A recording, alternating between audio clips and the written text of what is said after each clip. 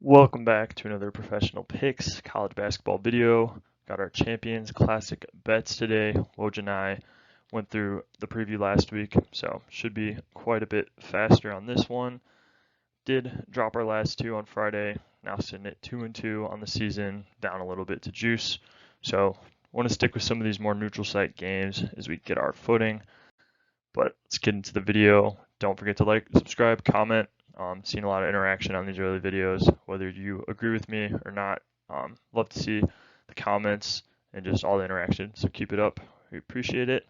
Let's get into that first matchup.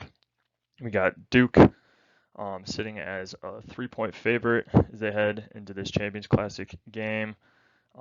Duke lost to Arizona this last Friday. That was one of the bets we lost. Brought our unit tracker down.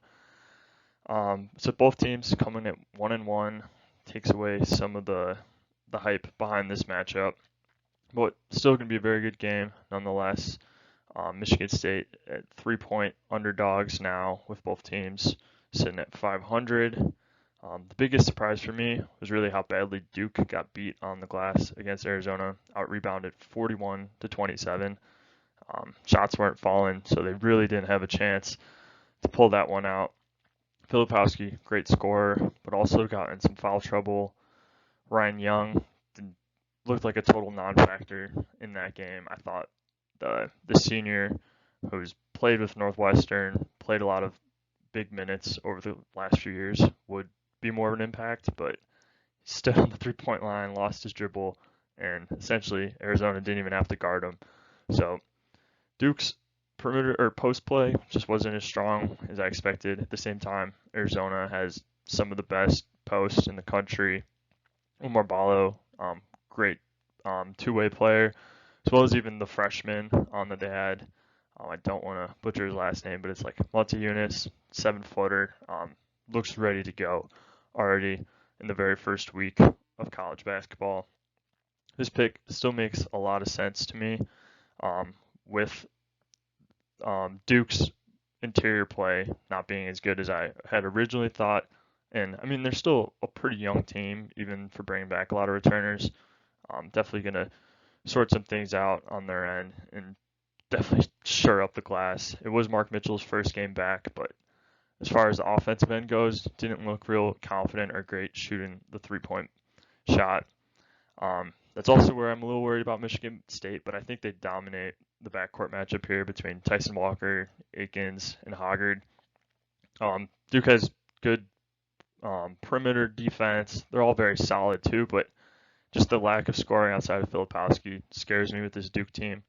Michigan State has shot horribly from the three-point line so far this year, so the departure of Hauser might end up being bigger than we thought, but at the same time, between Walker, great three-point shooter, Akins as well, and then even Malik Hall, who's supposed to kind of fill in and step in as that stretch four. Hasn't done it yet, but with the amount of experience and just success these guys have had over the last few years, you got to roll with them at +3 on the neutral site matchup in Chicago, as we mentioned in the last video, so might get a slight home advantage in this one. In the second game, both teams headed in 2-0. Haven't played great competition yet, but definitely an exciting game. Spread sitting at 5. I thought it was going to be more like 6, but pretty much right in the ballpark. Most of the reasons is last game, as we mentioned, but for me in this one, it's just Kansas is going to be too big in the paint, specifically Hunter Dickinson and that Trey Mitchell matchup. Just the size difference, and I expect Kansas to pretty much dominate the glass in the same way that Arizona did against Duke. You're still looking at both of those 7-footers as out at the moment. There hasn't been much news around them, so pretty much safely assume that they're not going to be playing Aaron Bradshaw and Ukana Yensu. But Antonio Reeves will need a really big game to keep Kentucky in this game. He absolutely can do that. Hit several threes in in Kentucky's last game out, but I just don't think they have enough firepower yet, relying so heavily on the freshman. DJ Wagner's great prospect, hasn't been super efficient so far, even against lesser competition. And then they're going to be relying heavily on Justin Edwards, 6'8" freshman. He's really battled down low with KJ Adams, who's just a monster athlete. Reminds me of like a Zion Light, big lefty, very athletic. I think Kansas dominates this game early in the season. Might be a different case later in the year, but Kansas -5 is the pick there.